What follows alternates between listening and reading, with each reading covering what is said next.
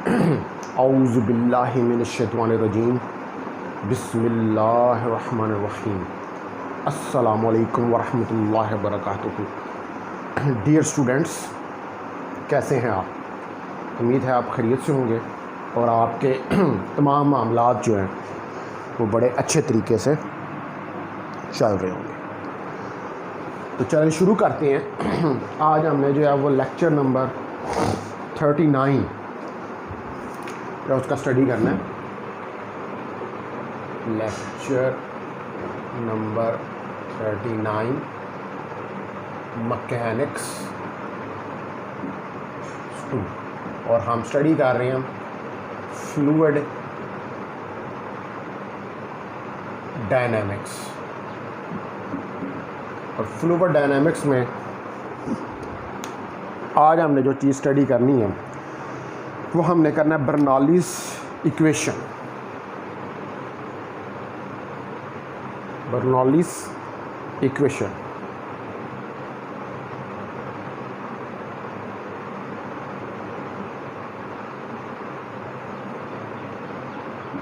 आज हमने बर्नौलीज़ इक्वेशन जो है उसको स्टडी करके देखना है। तो बर्नौलीज़ इक्वेशन जो है ये क्या है एक्चुअली? बर्नौलीज़ इक्वेशन जो है actually this is the law of conservation of energy. What is this? It is a law of conservation of energy. ये law of conservation of energy है, वो डिस्क्राइब करता है। और इसकी स्टेटमेंट क्या है? इसकी स्टेटमेंट देखें। ये कहता है कि the sum of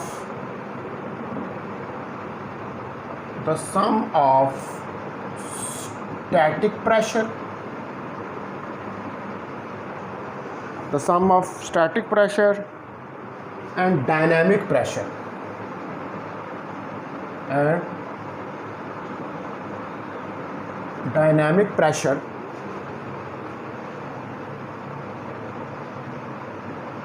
flowing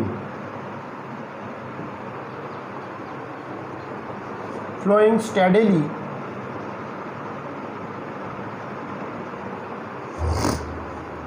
through a pipe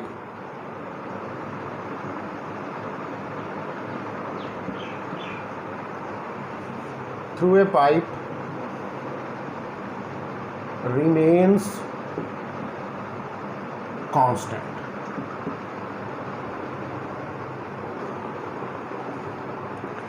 Is called Bernoulli's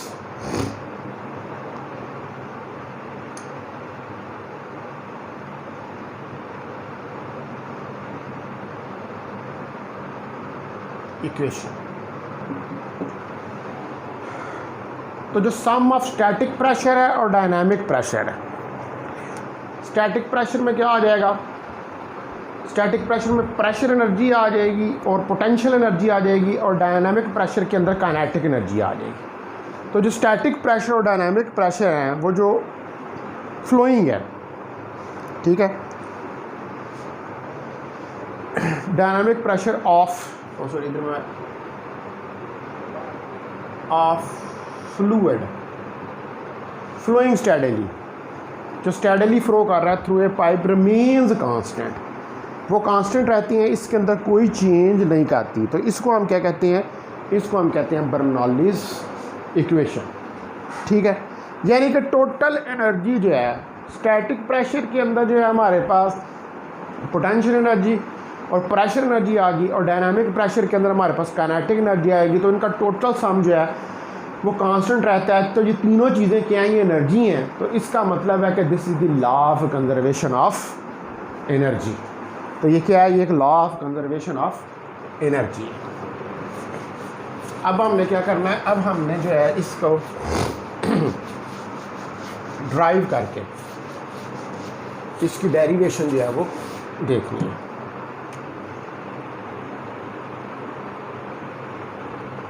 derivation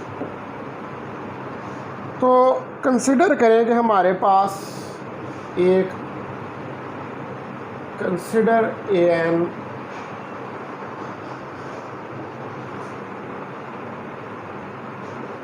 ideal fluid. तो आइडियल फ्लूइड क्या होगा? नॉन कंप्रेसिबल, ठीक है, नॉन विस्कस और एंड इररोटेशनल, ठीक है। ये सारी प्रॉपर्टीज़ उसके अंदर होंगी। Steadily flowing through a pipe. एक आइडियल फ्लूइड है जो कि लैमिनर फ्लो कर रहा है, एक पाइप के अंदर से पास कर रहा है। तो हमारे पास जो लोअर पोर्शन ऑफ पाइप है, the lower portion of pipe has cross sectional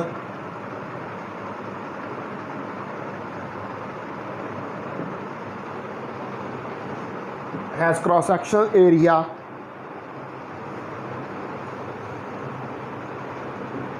A1 cross sectional area, ठीक है। और ये जो लोअर पोर्शन है ये क्या है? एट लेफ्ट साइड के ऊपर है, ठीक है। तो हमारे पास जो है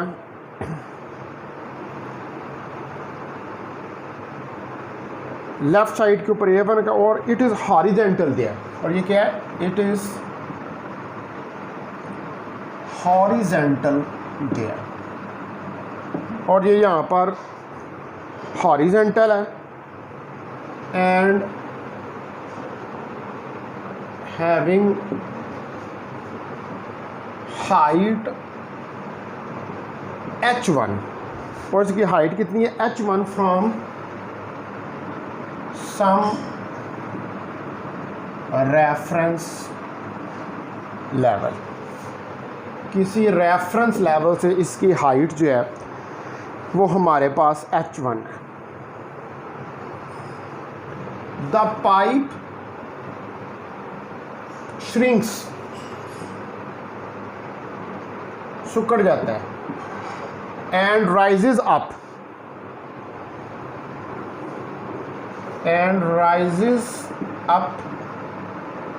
एट द राइट साइड, ठीक है। श्रिंक हो जाता है और राइज करता है राइट साइड पे, having uniform cross section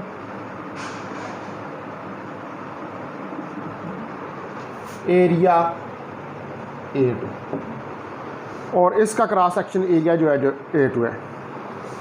it is again horizontal,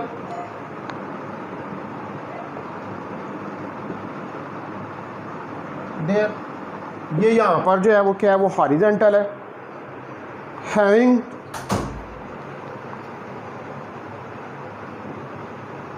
having height H2 from the reference level, और इसकी हाइट H2 है रेफरेंस लेवल्स, ठीक है। तो हमारे पास क्या है? एक आइडियल फ्लूइड है, एक पाइप के अंदर से पास कर रहा है। पाइप का लेफ़्ट साइड के ऊपर जो पोर्शन है, जो लोअर पोर्शन है, उसका एरिया A1 है, ठीक है। और जो उसकी हाइट H1 है, और जो दूसरा पोर्शन है वो श्रिंक हो जाता है। जब श्रिंक होता है तो वो राइज़ होता है, जब राइज़ होता है तो उसका एरिया जो है वो A2 हो जाता है और वो हाइट H2 के ऊपर है। ठीक है जी, तो ये हमारे पास जो है वो सिचुएशन है।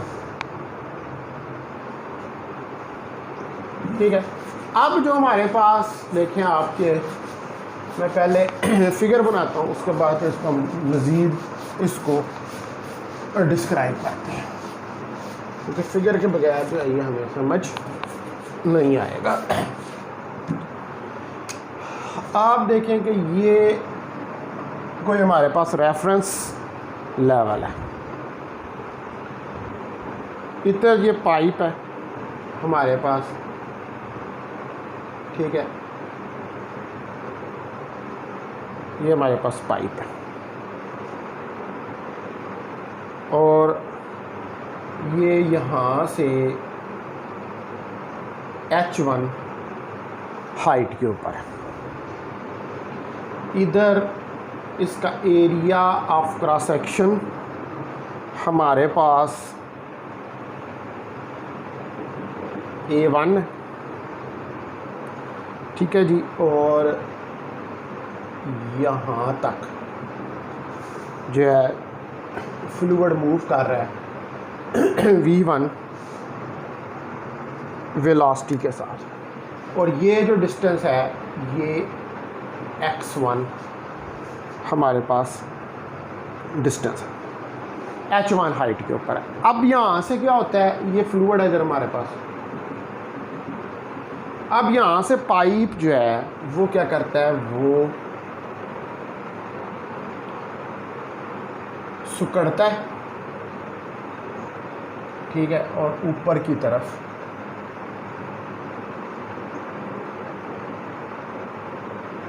जाता है ऐसे करके। तो जब ये ऊपर की तरफ जाएगा तो इसका एरिया इससे जो है वो छोटा हो जाएगा, श्रिंक हो जाएगा। यहाँ पर हमारे पास ये क्रॉस सेक्शनल एरिया A2 है, ठीक है, और इधर हमारे पास वेलोसिटी V2 है, और ये यहाँ पर हमारे पास फ्लूइड है, और ये डिस्टेंस x2 है, और ये हमारे पास जो है वो कितनी हाइट के ऊपर है, ये हमारे पास H2 हाइट के ऊपर है।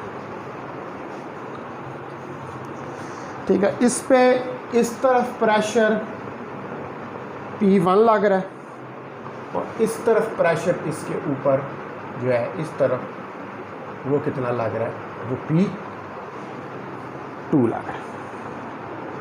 ठीक है जी, ये हमारे पास जो है ये फिगर होगी।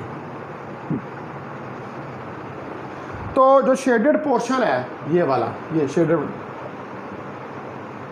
The shaded portion at left side describe the state of system. तो ये जो शेडेड पोर्शन है ये क्या है, ये फ्लूइड है जो वेलोसिटी V1 के साथ जो है वो मूव कर रहा है। तो फ्लूइड मास जो है, जितना फ्लूइड है इसकी डेंसिटी कितनी होगी, rho. The fluid mass has density rho which is flowing through the pipe, जो कि पाइप में से पास कर रहा है at left side at time at left side at time t by applying the pressure P1। ठीक है, तो ये क्या है, जो फ्लूइड मास है हैज़ डेंसिटी रो, जो इधर से पास कर रहा है इस शेडेड रीजन से लेफ़्ट साइड के ऊपर, तो इसके ऊपर प्रेशर कितना लग रहा है? देखिए इसके ऊपर प्रेशर जो है वो P1 लग रहा है और ये V1 वेलोसिटी के साथ मूव कर रहा है, और जब ये V1 वेलोसिटी के साथ मूव कर रहा है तो x1 डिस्टेंस जो है उसको कवर कर रहा है इस पोर्शन के अंदर।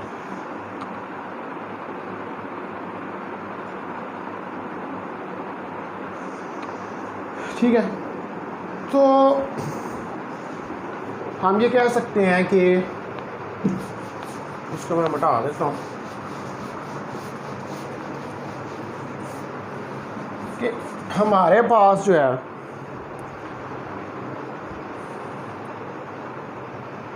द फ्लूइड ऑक्यूपाइज, फ्लूइड जो ऑक्यूपाई करता है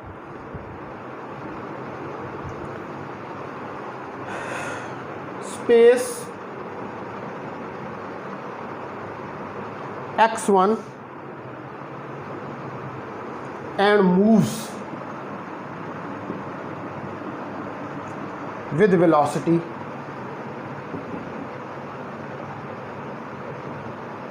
v1।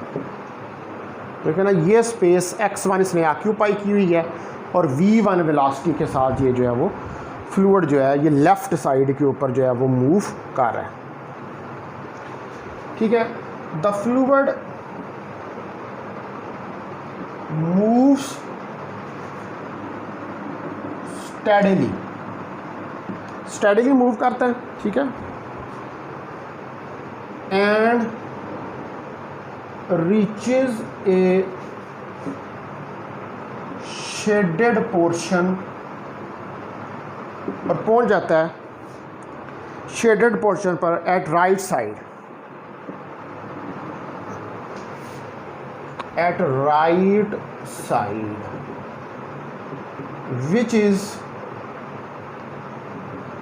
which is the second state of system, जो कि सेकंड, ये क्या है, ये फर्स्ट स्टेट है सिस्टम की, और ये क्या है, ये सेकंड स्टेट है सिस्टम की। जब इस शेडेड रीजन के अंदर पहुंचता है फ्लूइड तो वो सेकंड स्टेट के अंदर आ जाता है। ठीक है, और यहाँ पर जो फ्लूइड है वो मूव कर रहा है वेलोसिटी v2 के साथ। ठीक है जी, in this reason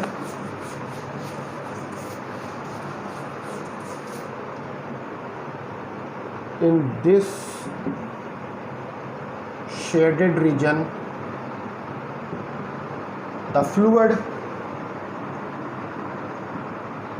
is moving with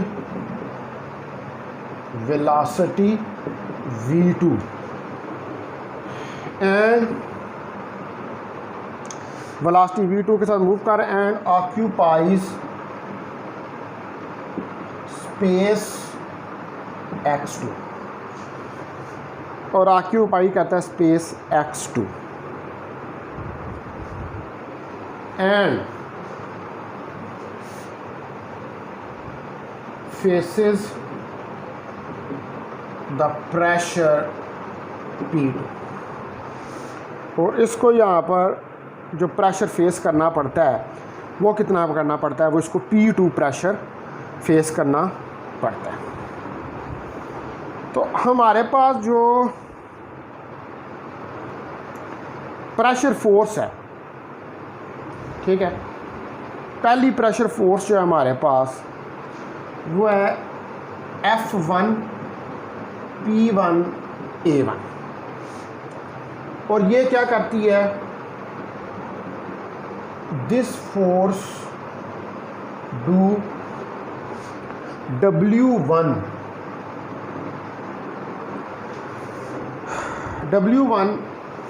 work done, ये क्या करती है, W1 वर्क डन करती है ऑन द फ्लूइड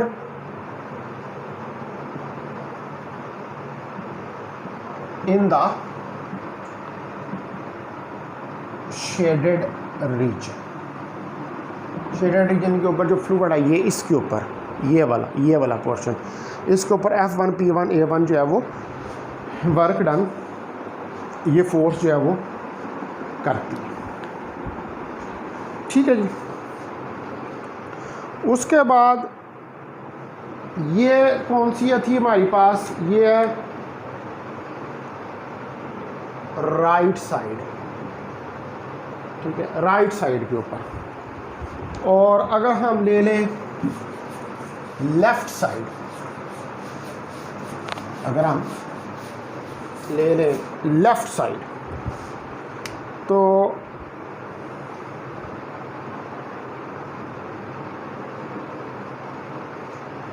सॉरी मैं उल्टा लिख गया हूँ, ये वाली जो थी हमारे पास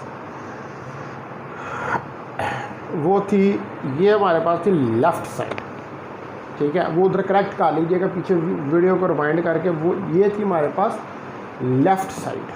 ठीक है, अब हमने जो लेनी है वो हमने लेनी है राइट साइड। तो राइट साइड ये थी हमारे पास लेफ़्ट साइड, ये हमारे पास राइट साइड। तो राइट साइड के ऊपर जो हमारे पास प्रेशर फोर्स है F2 वो P2 A2 के बराबर है, and it performs negative work done W2 on the system by gravity associated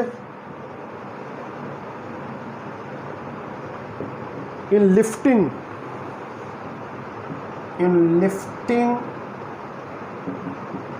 the fluid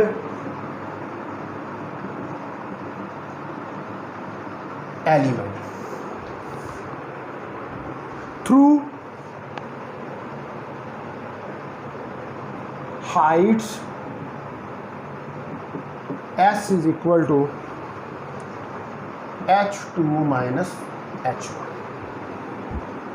ये जो राइट साइड है इसके ऊपर F2 P2 ये फोर्स लग रही है, और ये क्या कर रही है, ये नेगेटिव वर्क डन कर रही है। नेगेटिव वर्क डन कर रही है किसके अगेंस्ट, ग्रेविटी के। यहाँ पर नीचे ग्रेविटी है, इसको आपने उठाकर ऊपर लिफ्ट करना है, यानी कि ये इधर से यूं ऊपर की तरफ जा रहा है, हाइट बढ़ रही है।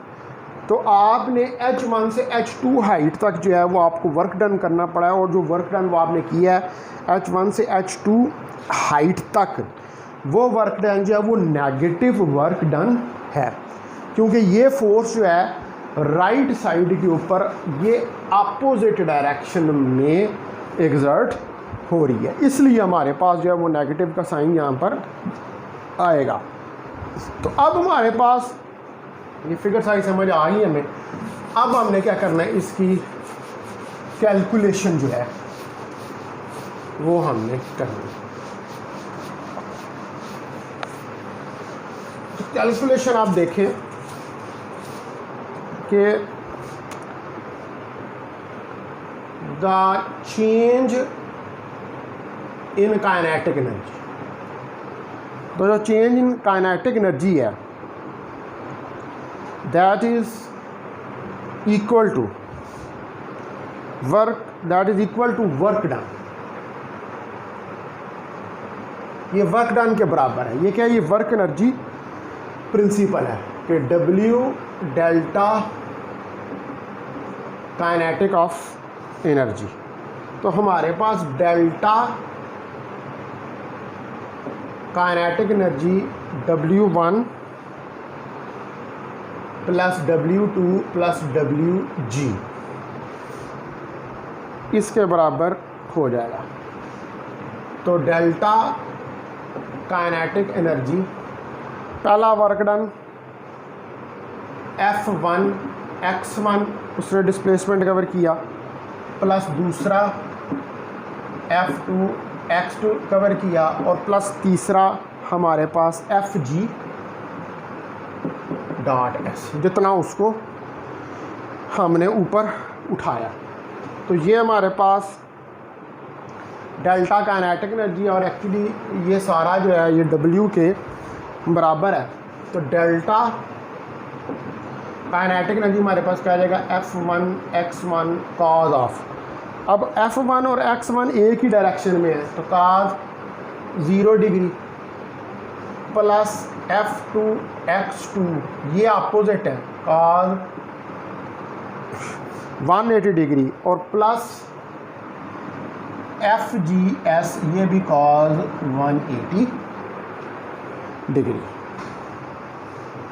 तो हमारे पास क्या आ रहेगा, delta kinetic energy F1 x1 minus F2 x2 cos 180 degree minus 1 के बराबर होता है, ठीक है, प्लस माइनस FGS, ठीक है। ये हमारे पास जो है आ जाएगा। तो डेल्टा काइनेटिक एनर्जी F1 की वैल्यू हमारे पास P1A1, अच्छा x1 क्या होगा, V1T, x1 क्या होगा हमारे पास, V1T minus P2A2 V2T x2 V2T, और माइनस FG mg के बराबर, माइनस mg इंटू s हमारे पास क्या है, H2 माइनस H1। तो ये हमारे पास डेल्टा काइनेटिक एनर्जी के बराबर जो है वो निकल आएगा। तो अब इस इक्वेशन को हम राइट डाउन कर सकते हैं,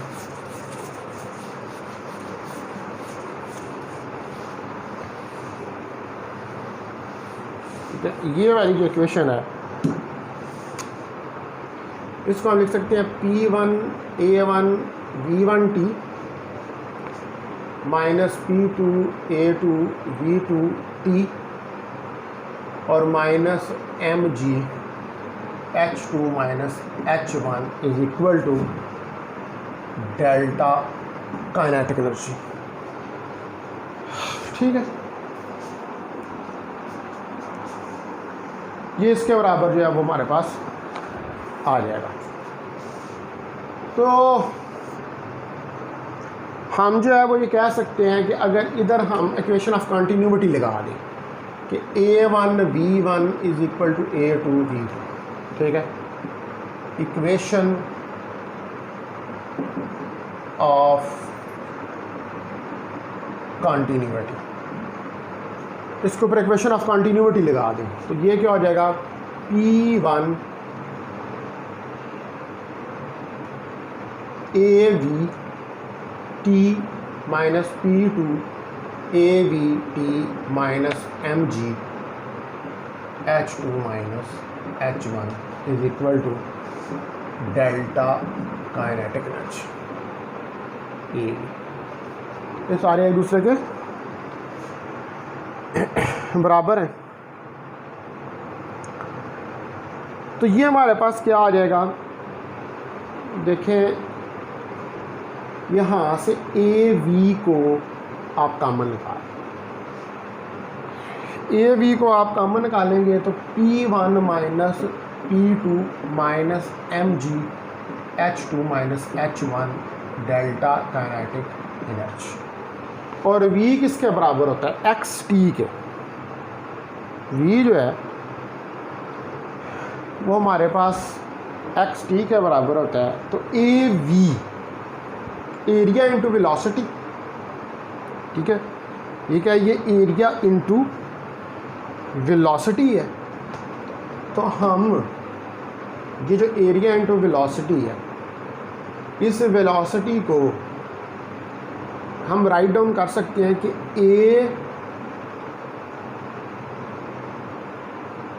इंटू एक्स,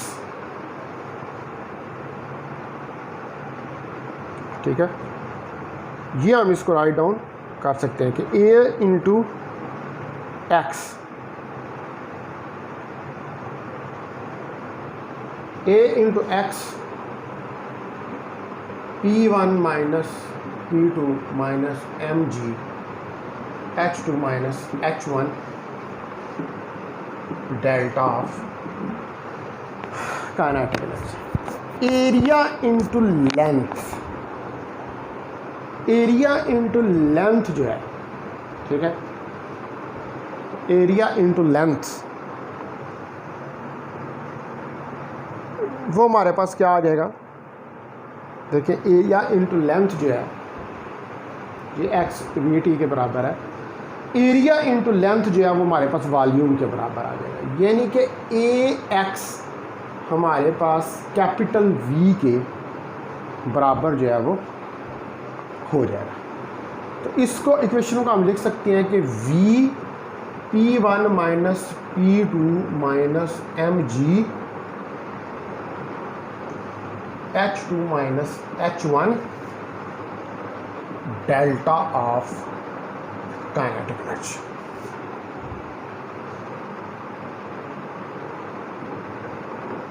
ये हमारे पास आ जाएगा, ठीक है। ए एक्स किसका है, बराबर है वॉल्यूम के, ठीक है जी। ए एक्स क्या था, ये volume, A x is equal to V, what is this, capital V, ये वॉल्यूम है,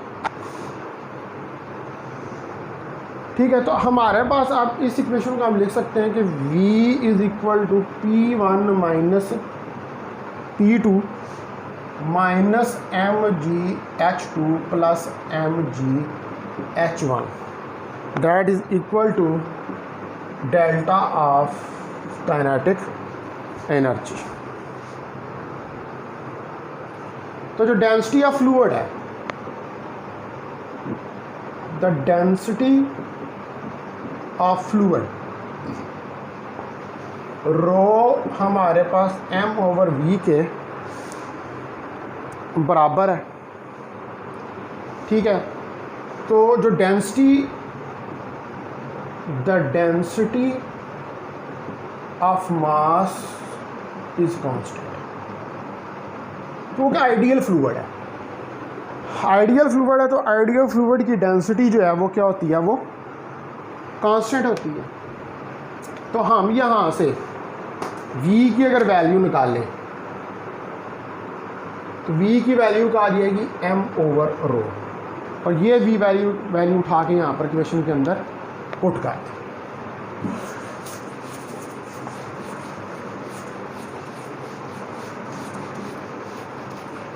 तो ये हमारे पास क्या चीज़ बन जाएगी, ये हमारे पास आ जाएगा m ओवर रो, ठीक है। वॉल्यूम की जगह m over rho P1 minus P2 minus mg H2 plus mg H1 delta kinetic energy, इसके बराबर आ जाएगा। तो डेल्टा काइनेटिक एनर्जी किसके बराबर होगा, 1/2m v2 का स्क्वायर माइनस 1/2m v1 का स्क्वायर। तो m over rho P1 minus P2 minus mg H2 plus mg H1 is equal to 1/2m v2 का स्क्वायर माइनस 1/2m v1 का square. दोनों साइडों से m कैंसिल हो गया, और ये जो ये आ जाएगा रो हमारे पास, इसको रो से जो है वो मल्टीप्लाई करते हैं, ये पूरी इक्वेशन जो है इसको रो से मल्टीप्लाई करते हैं, मल्टीप्लाई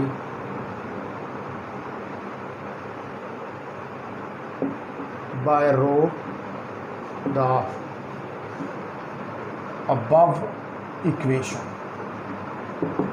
अब इक्वेशन जो है इसको रो के साथ जो है आप मल्टीप्लाई कर दें तो ये हमारे पास क्या आ जाएगा, P1 minus P2 minus rho g H2 plus rho g H1 is equal to 1/2 rho V2 का स्क्वायर माइनस 1/2 रो V1 का स्क्वायर। अब V1 अब 1 वाली 1 और 2 वाली टर्म्स जो हैं इनको अलग कर लें।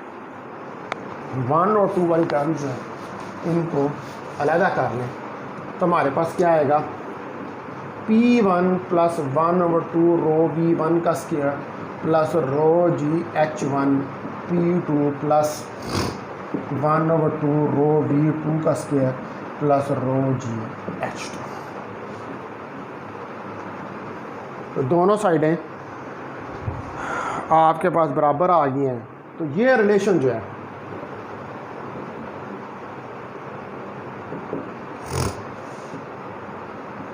कैन बी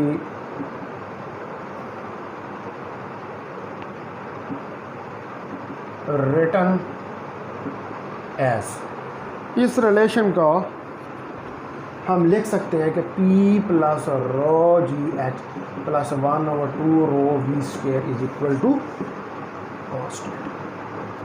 आप देखें जो ये जो है इसको क्या कहते हैं, this is known as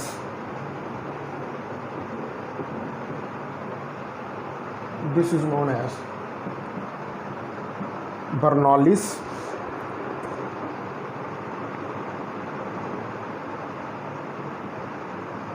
equation.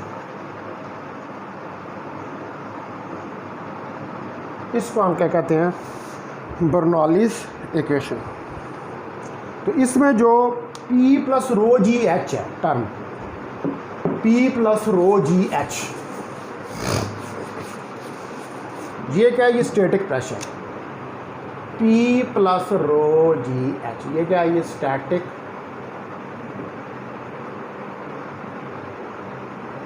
Pressure, ठीक है।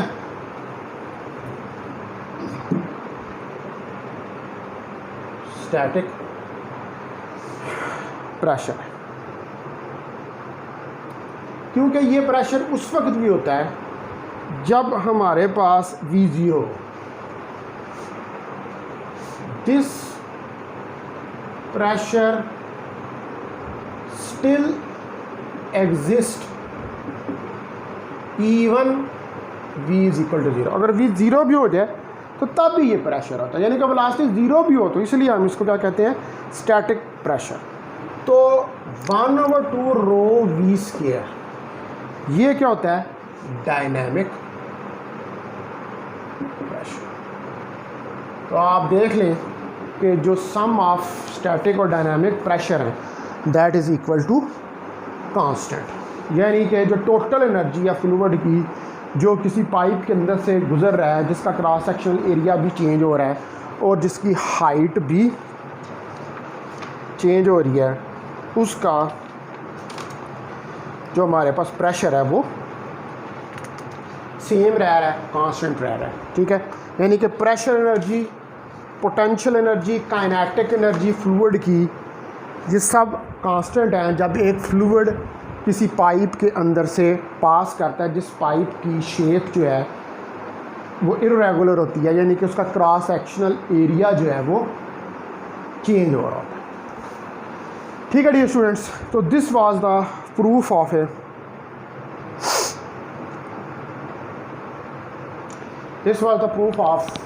Bernoulli's equation. ये हमारे पास जो है वो बर्नौलीज इक्वेशन का प्रूफ था, ठीक है। अब हमने जो चीज़ नेक्स्ट देखनी है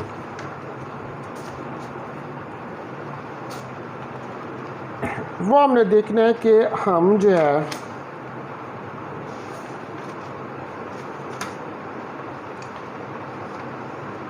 वैनिटरी मीटर जो है, वैनिटरी मीटर को किस तरह डिस्क्राइब कर सकते हैं, बल्कि वैनिटरी मीटर को पढ़ने से पहले एक और चीज़ जो है वो हमें देखनी पड़ेगी। वो हमें देखनी पड़ेगी कि जो हमारे पास रिलेशन है स्पीड और प्रेशर ऑफ ए फ्लूइड, एक रिलेशन हमने जो है वो इस्टेब्लिश करना है।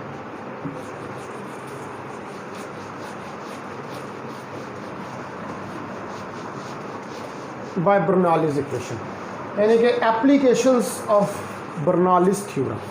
अब हम शुरू करने जा रहे हैं applications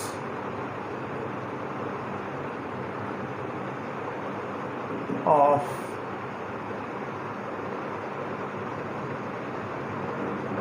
Bernoulli's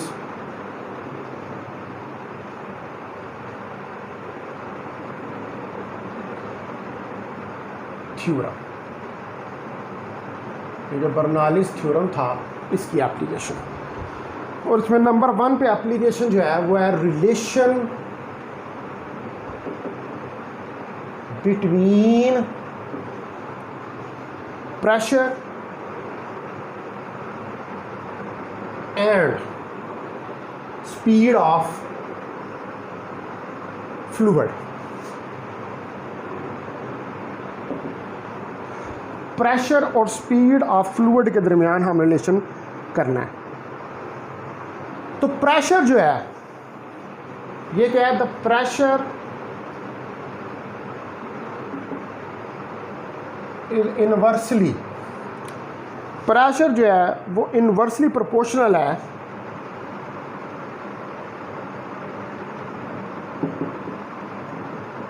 to the velocity, inversely proportional है वेलोसिटी के of fluid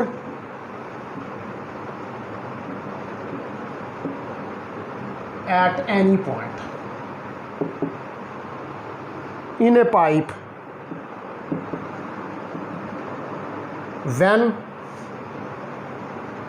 fluid flows through the pipe। जब फ्लूइड जो है वो पाइप में से पास करता है किसी में, तो तब जो प्रेशर होता है वो इनवर्सली प्रोपोर्शनल होता है वेलोसिटी के, यानी कि P is inversely proportional to 1/v। तो इसका मैथमेटिकल ट्रीटमेंट देखते हैं।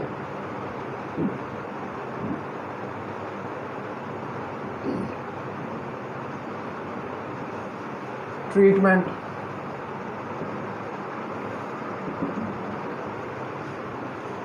कंसिडर करें कि हमारे पास एक फ्लूइड है जिसकी डेंसिटी रो है और ये एक पाइप में से पास कर रहा है। Consider a fluid having a density rho and it is passing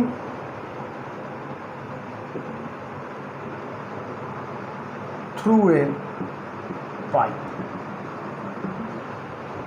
और ये पाइप के अंदर से पास कर रहा है। एक फ्लूइड है जिसकी हमारे पास डेंसिटी जो है वो रो है, और ये एक पाइप के अंदर से फ्लूइड जो है वो पास कर रहा है।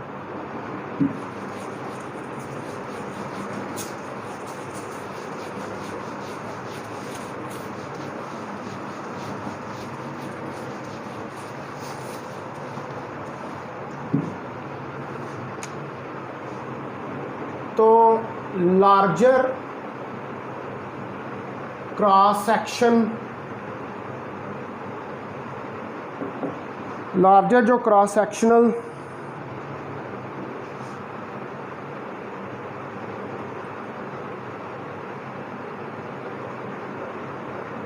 सेक्शनल एरिया है पाइप का, दैट इज A1। वो A1 है, और ये A1 जो है, A1 is at position A। which is the first state of the system, जो कि सिस्टम की फर्स्ट स्टेट। अब दूसरा एरिया जो है वो पोजीशन बी के पे है। तो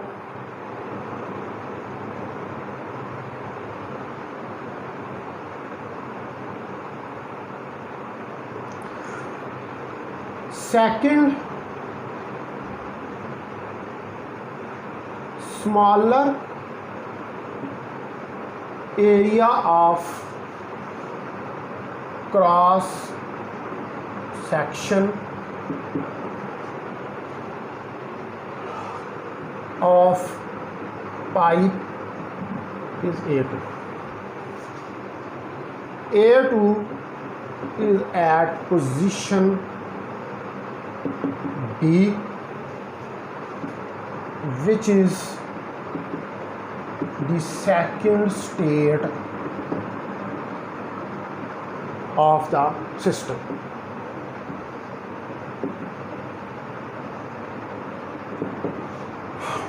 जो कि सिस्टम की जो है हमारे पास सेकंड स्टेट है।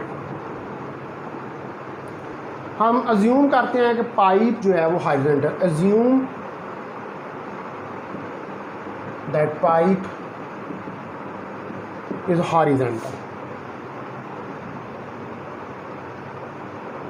हम अज्यूम करते हैं कि पाइप जो है वो हॉरिजॉन्टल है, यानी कि हाइट सेम है, यानी कि रो जी H1 बराबर है रो जी H2 के।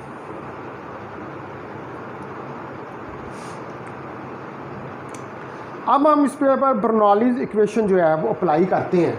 Apply Bernoulli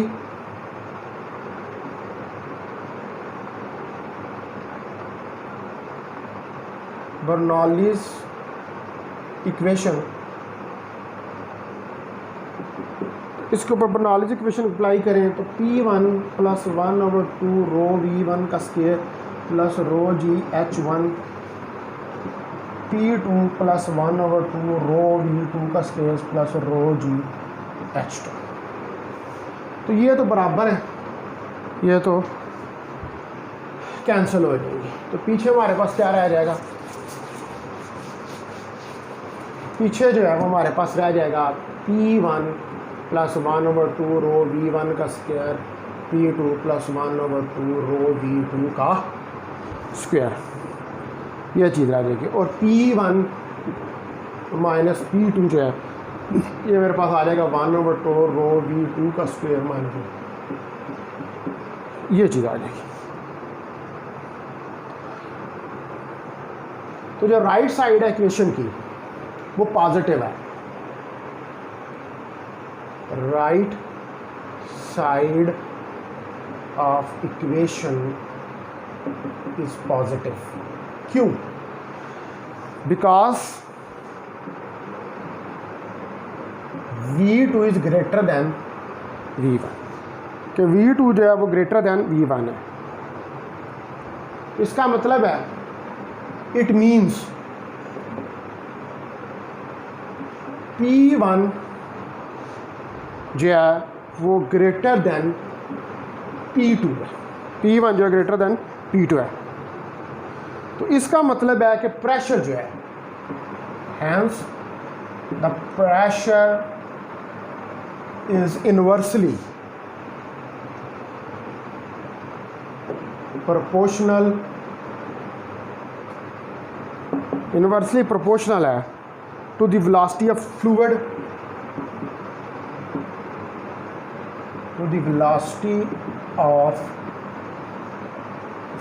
fluid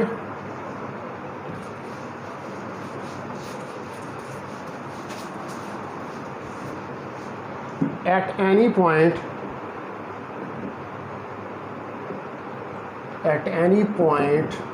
in the pipe, किसी भी पॉइंट के ऊपर पाइप के अंदर, when fluid flows through the pipe, जब फ्लूइड जो है वो पाइप में से फ्लो करता है, तो V is inversely proportional to 1/P। ये हमने प्रूफ करके दिखा दिया।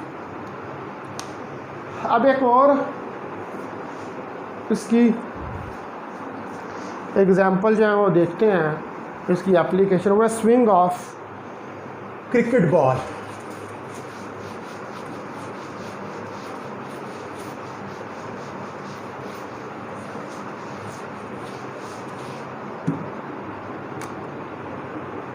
Application number 2, swing of cricket ball। तो स्विंग ऑफ क्रिकेट बॉल जो है ये भी V जो है इनवर्सली प्रोपोर्शनल है 1/P का, ये उसी का ही एक एप्लीकेशन है। The increase in the speed of fluid, जो इंक्रीज होता है स्पीड ऑफ फ्लूइड में, must be matched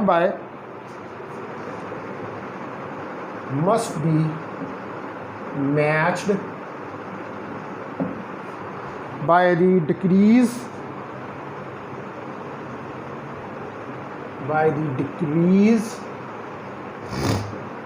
in its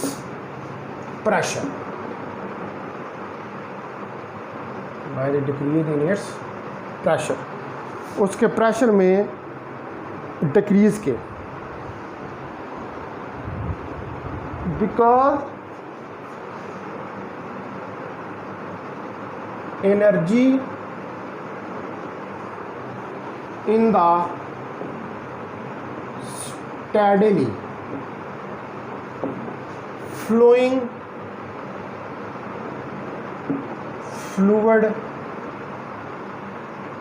remains constant।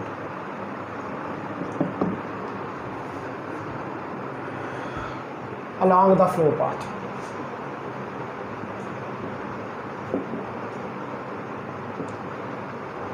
तो एनर्जी को कांस्टेंट रखने के लिए प्रेशर और स्पीड में इनवर्स का रिलेशन है। अगर ये इनवर्स का रिलेशन ना हो तो फिर एनर्जी जो है वो कांस्टेंट नहीं रह सकती।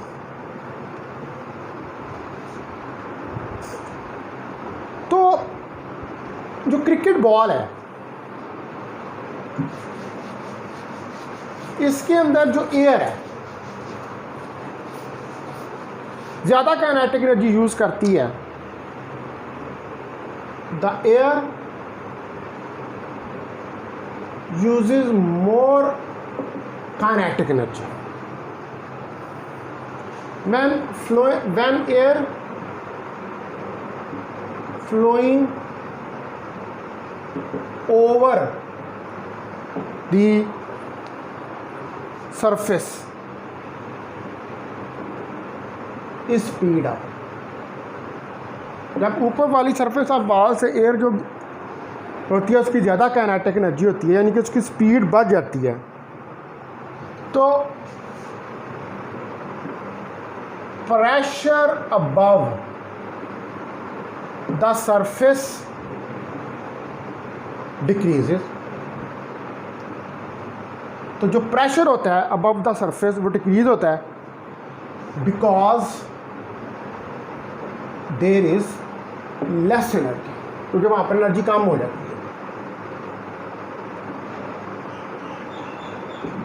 ठीक है, because there is less energy. तो इसको हम कहते हैं, this is called low pressure zone, यानी कि वो जोन कि जिसके अंदर वेलोसिटी बढ़ जाए, काइनेटिक एनर्जी बढ़ जाए, तो उसको हम कहते हैं low pressure zone.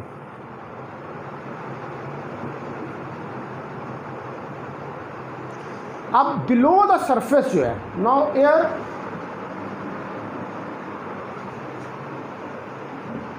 Below the surface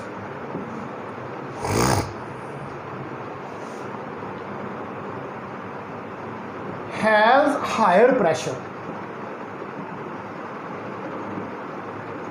क्या है उसके पास? हायर प्रेशर है, कॉल्ड हाई प्रेशर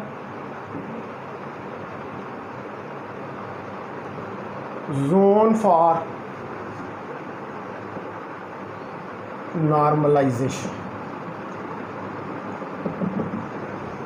अब देखें जो क्रिकेट की बॉल है, देखें क्या समझिए कि डस्टर है ना, अब इसके ऊपर वाली साइड के ऊपर, ये जो साइड है ऊपर वाली सरफेस, इसके ऊपर काइनेटिक एनर्जी ज़्यादा हो गई है तो वेलोसिटी बढ़ गई है तो प्रेशर कम हो जाएगा। निचली साइड जो है इसके ऊपर प्रेशर ज़्यादा हो जाएगा, काइनेटिक एनर्जी कम हो जाएगी और वेलोसिटी कम हो जाएगी। ठीक है, तो प्रेशर बढ़ जाएगा, तो हम इसको कहेंगे हाई प्रेशर जोन। तो जो स्विंग ऑफ क्रिकेट बॉल है, the swing of cricket ball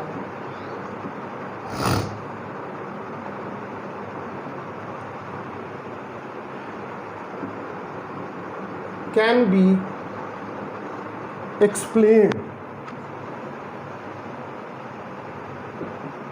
by the above mentioned Bernoulli's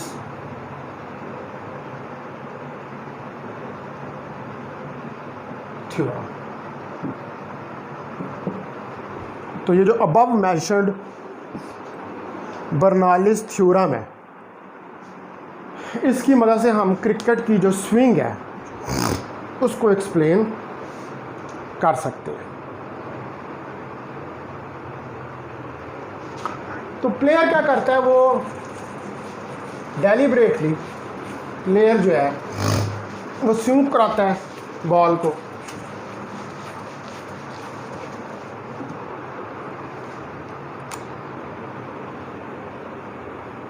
the player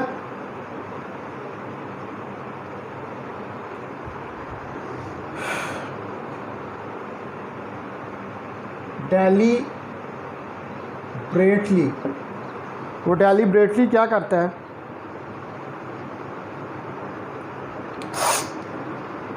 spins the ball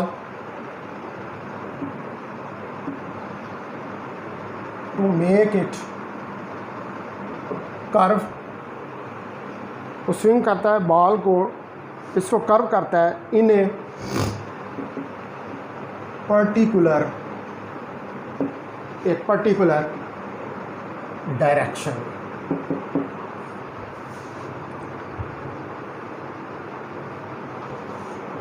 the air moving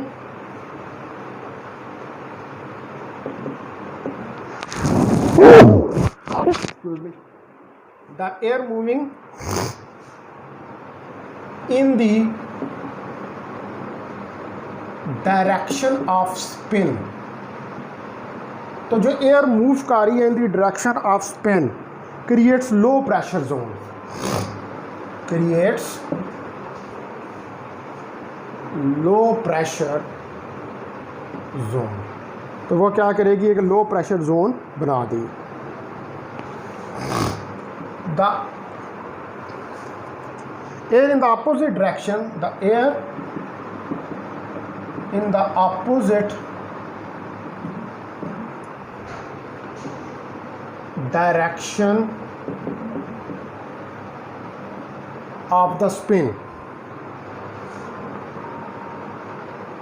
तो जो एयर है opposite direction of the spin is slowed down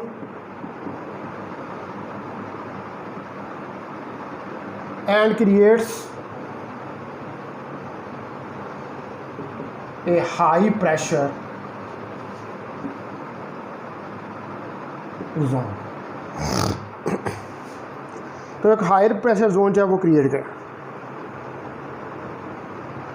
तो अब क्या है कि जो हाई एयर प्रेशर है वो क्या करेगा, वो कंपनसेट करेगा लोअर एयर प्रेशर को एंड पुशेस द बॉल। ठीक है, now high air pressure compensate the low air pressure and pushes the ball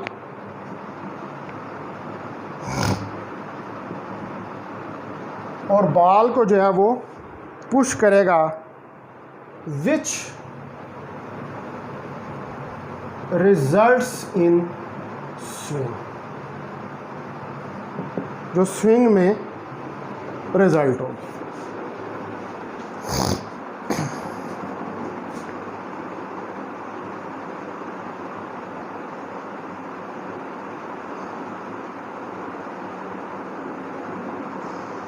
which results in swing. तो डियर स्टूडेंट्स, अभी जो एप्लीकेशंस जा रही हैं इसमें हमने एक तो आगे पढ़ना वैनिटरी मीटर, फिर हमने पेपर ट्यूब पढ़नी है इसकी एप्लीकेशंस के अंदर, और फिर हमने डायनामिक लिफ्ट भी पढ़नी है और टॉरसिस थ्योरम भी करना है। तो अभी काफ़ी चीज़ें इस फ्लूइड डायनामिक्स के अंदर बाकी हैं। तो अपना ख्याल रखें और ये लेक्चर्स रेगुलरली लेते रहें, वरना ये काम ज़्यादा हो जाएगा। और अपने आप को तैयार रखें कि आपके इम्तिहान जो है वो सितंबर के पहले हफ्ते में एक्सपेक्टेड हैं, और मेंटली तैयार रखें। तो बहुत शुक्रिया डियर स्टूडेंट्स। अस्सलाम वालेकुम व रहमतुल्लाहि व बरकातुहू।